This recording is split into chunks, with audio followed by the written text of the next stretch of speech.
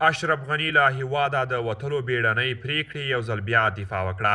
اشرف غني له هیواده د وتلو د بیړنۍ پریکړې څنګه دفاع وکړه؟ ملګرو که تاسې هم غواړئ چې پوه شئ د ویډیو تر پایه سره پاتې شئ او د تازه او مهمو خبرونو لپاره در سره پښتو وایس نیوز چینل سبسکرایب کړئ. اشرف غني وایي امریکا له طالبانو سره په خبرو کې موږ په تیاره کې ساتلي وو. د افغانستان مخکنی ولسمشر اشرف غني وایي که د اګست پر 15مه له هیواده نه وی وتلی نورې وینې به توی شوي وی.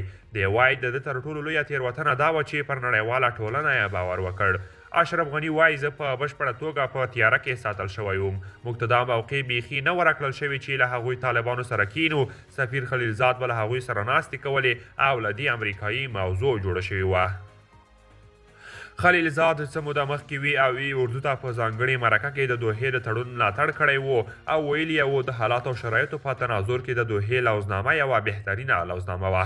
خلیلزاد هم له افغانستانه د اشرف غني پر وتلو نیوکې کړې وې او ویلي یې و چې که هغه په هیواد کې پاتې شوی وی نو د افغانانو ترمنځ به د یوې لوزنامې لپاره یوه ښه چانس موجود وی.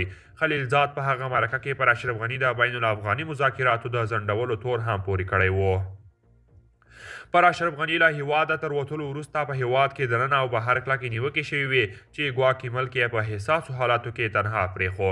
خو اشرف غني له هیواده د وتلو د بیړنۍ پریکړې یو ځل بیا دفاع وکړه او وایي که لږ هم نور پاتې شوی وی دی او د حکومت ورسره کسان به ټول وژل شوي وی. غني وایي په همغه سهار د هیڅ دا فکر نه کاوه چې نن به وطن پرېږدي. وایي ډاکټر محیب او د پی پی اس د ولسمشر ساتونکي ځواک مشر ورغلل او ده ته یې وویل چې ساتونکي ځواک یې پی پی اس سقوط کړی او نور دا وړتیا نه لري چې د ده ساتنه وکړي. دوی ما ته وویل که ځنډ وکړم ټول به ووژل شي او زما د دفاع توان به ونه لري. ډاکټر محب خو زیات ویرېدلی و او ما ته یې 2 منټه وخت هم رانه کړ. زما لارښوونه دا وه چې خوست ته د تګ لپاره تیاری وکړه خو هغه راته وویل خوست او جلال آباد دواړه سقوط شوي.